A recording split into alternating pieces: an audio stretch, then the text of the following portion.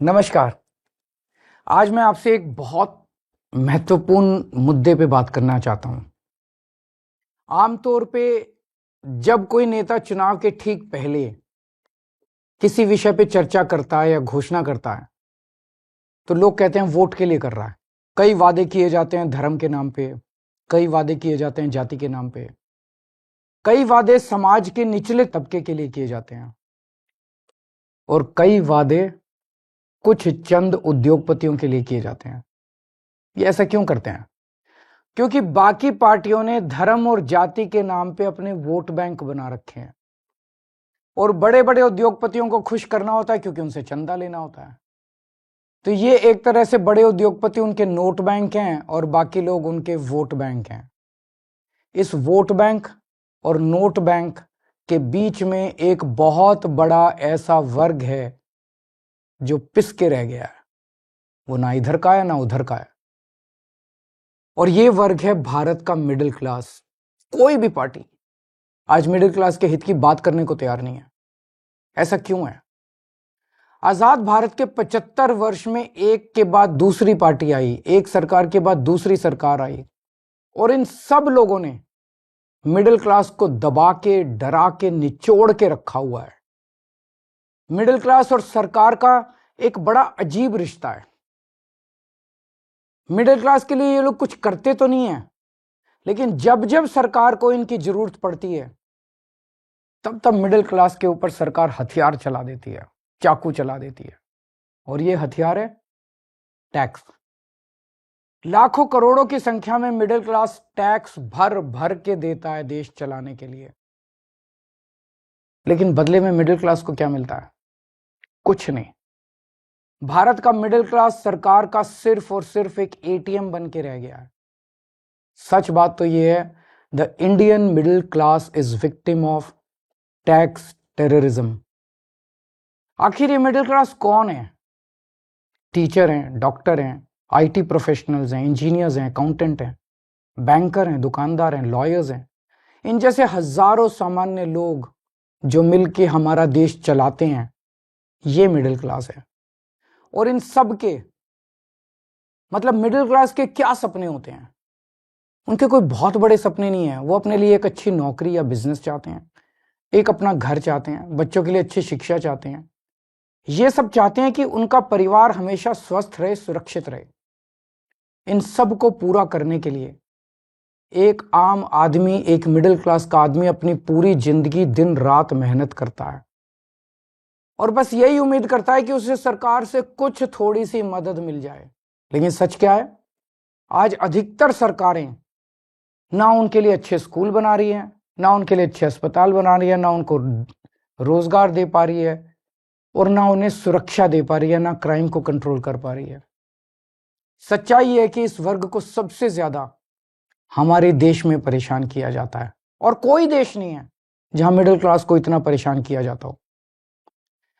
आपको पता है, अगर एक मिडिल क्लास परिवार साल में 10-12 लाख रुपए कमाता है तो income tax, GST, toll tax, education cess, sales tax, property tax, corporate tax, service tax, registration tax, capital gain tax वगैरह वगैरह वगैरह, ये सारे टैक्स मिला के एक मिडिल क्लास की 50% से ज्यादा आमदनी केवल और केवल सरकार को टैक्स देने में चली जाती है। अब तो दूध पे भी टैक्स लगता है, दही पे भी टैक्स लगता है, पॉपकॉर्न पे भी टैक्स लगता है, यहां तक कि पूजा के सामान पे भी टैक्स भरना पड़ता है।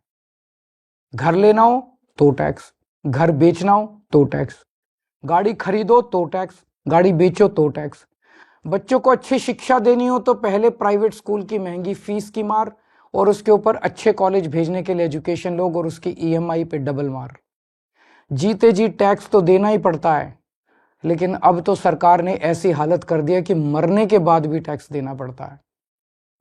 और इस टैक्स टेररिज्म के बीच मजाल कि वो अपने सपने पूरे करने की कोशिश करे।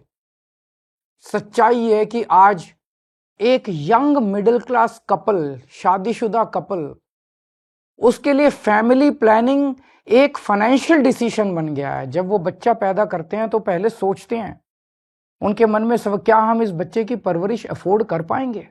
कहां पहुंच गया हमारा समाज? यही सब परेशानियों की वजह से बहुत से लोग देश छोड़ के जा रहे हैं।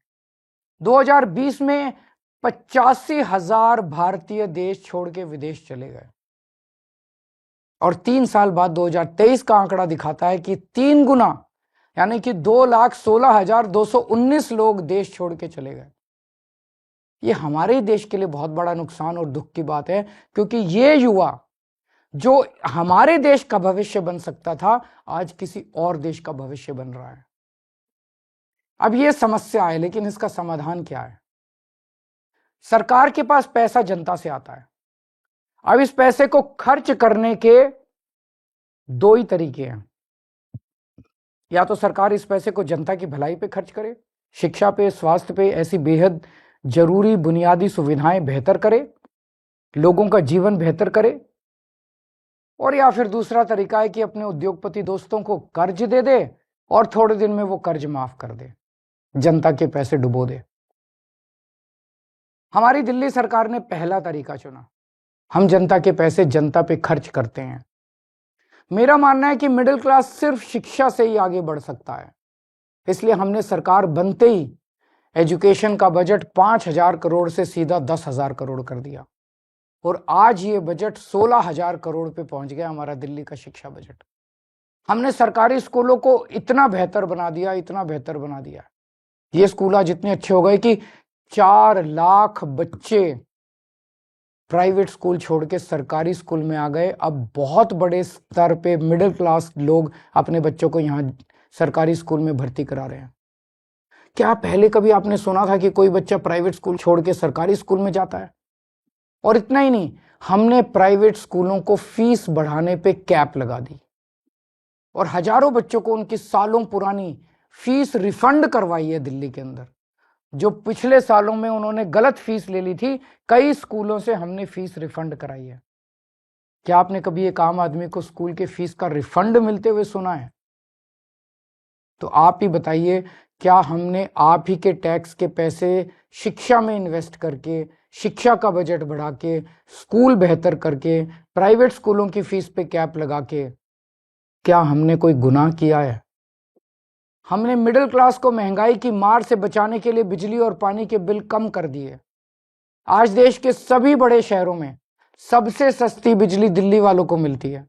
और इतना ही नहीं, हमने आपके टैक्स का पैसा इंफ्रास्ट्रक्चर में इन्वेस्ट करके पूरी दिल्ली में बिजली की सप्लाई 24 घंटे कर दी, जबकि 10 साल पहले दिल्ली में 8 से 10-10 घंटे के पावर कट लगते थे। ये करके मिडिल क्लास को अगर हमने थोड़ी सी राहत पहुंचाई है, तो क्या हमने कोई गुनाह किया है? हमने सरकारी अस्पताल बेहतर बनाए, सरकारी अस्पताल से रेफर होकर प्राइवेट अस्पताल जाने वालों की सारी सर्जरी फ्री कर दी। आपको जान के ताज्जुब होगा कि हमारे मोहल्ला क्लिनिक की सबसे ज्यादा डिमांड दिल्ली के मिडिल क्लास इलाकों से आती है। तो क्या आपके टैक्स के पैसों से अच्छे अस्पताल और अच्छे मोहल्ला क्लिनिक बना के एक आम आदमी को अच्छा इलाज करके हमने कोई गुनाह किया है क्या? अब इस मिडिल क्लास के अंदर भी एक वर्ग है जिनके बारे में सरकार ने कभी नहीं सोचा, वो है हमारे सीनियर सिटीजन। सीनियर सिटीजन्स ने, हमारे बुजुर्गों ने पूरी जिंदगी ईमानदारी से टैक्स भरा। मोटे मोटे तौर पे देखें तो एक एवरेज मिडिल क्लास का आदमी रिटायर होते होते कम से कम अपनी पूरी जिंदगी में 1 से 1.5 करोड़ रुपए का टैक्स तो दे ही देता है। इसके बदले में उसको क्या मिलता है? भगवान ना करे उसको कोई बड़ी बीमारी हो जाए, ना उसको इंश्योरेंस कंपनी कुछ देती, ना सरकार उसका हाथ पकड़ती। इसलिए आने वाले चुनाव के बाद हम दिल्ली में संजीवनी योजना लागू कर रहे हैं। इस योजना के तहत 60 साल से ऊपर के सभी सीनियर सिटीजन्स को सरकारी और प्राइवेट अस्पताल में बिल्कुल फ्री इलाज मिलेगा। तो आप बताइए, अगर आपके टैक्स के पैसे से आपके घर के बुजुर्गों को ही नहीं, पूरी दिल्ली के हर बुजुर्ग को अच्छा इलाज मिल जाए, तो क्या हमने कोई गुनाह किया है क्या? कभी सोचा आपने? जब यही चीज दूसरे देशों की सरकारें करती है तो हम वाह वाह करते हैं, यूरोप, लंदन, पेरिस, वो लोग करते हैं तो हम वाह वाह करते हैं, लेकिन हमारे देश में हम सब इसके खिलाफ बोलते हैं। ऐसा क्यों होता है? इसका कारण है कि सरकार ने मिडिल क्लास को एक तरह से मानसिक गुलाम बना दिया है। जब आपका ही टैक्स में दिया हुआ पैसा आपके ऊपर खर्च होता है या समाज पे खर्च होता है तो उसको फ्री की रेवड़ी कह के आपका अपमान किया जाता है। हाँ, ये बात तो सच है कि आपके पैसों से बहुत सारे गरीबों को भी बिजली पानी मुफ्त मिलती है, बस ट्रैवल मुफ्त मिलता है। आप सोचते होंगे मेरे पैसे से किसी और पे ये क्यों लगाया जा रहा है, लेकिन आज मैं आपसे कहना चाहता हूं इसका जवाब मुझसे बेहतर आपके माता पिता देंगे। आज हमारे जो छोटे छोटे शहरों में मिडिल क्लास है ना, इनमें से 99% के माता पिता गरीब थे। उन्होंने अपने खून पसीने की कमाई से गरीबी से मिडिल क्लास तक पहुंचने का सफर तय किया है। उनसे पूछ के देखना, उनको सरकार अगर थोड़ी सी मदद दे देती, उनको सरकार से थोड़ी मदद मिल जाती, थोड़ी सहूलियत मिल जाती, तो उन बचाए हुए पैसों को जोड़ के वो क्या क्या कर सकते थे। मुझे यकीन है कि उनका जवाब ये होता कि वो पैसा वो अपने बच्चों के भविष्य के लिए संवारते, यानी आपकी जिंदगी बेहतर करने में लगाते आपके माता पिता। इसी तरह जब जनता का पैसा जनता पे खर्च होता है तभी देश का निर्माण होता है। लेकिन ताज्जुब की बात यह है कि करोड़ों की तनख्वाह पाने वाले, लाखों की गाड़ियों में घूमने वाले, महंगे महंगे सूट पहनने वाले पत्रकार एयर कंडीशन स्टूडियो में बैठ के मिडिल क्लास को मिलने वाली छोटी छोटी राहतों पे सवाल उठाते हैं। बड़े बड़े सरकारी कोठियों में रहने वाले नेताओं को आप ही के पैसों से फ्री बिजली मिलती है, आप ही के पैसे से फ्री पानी मिलता है, आप ही के पैसे से ऐशो आराम की सारी सुविधाएं मिलती है, तब उसे फ्री की रेवड़ी नहीं कहते।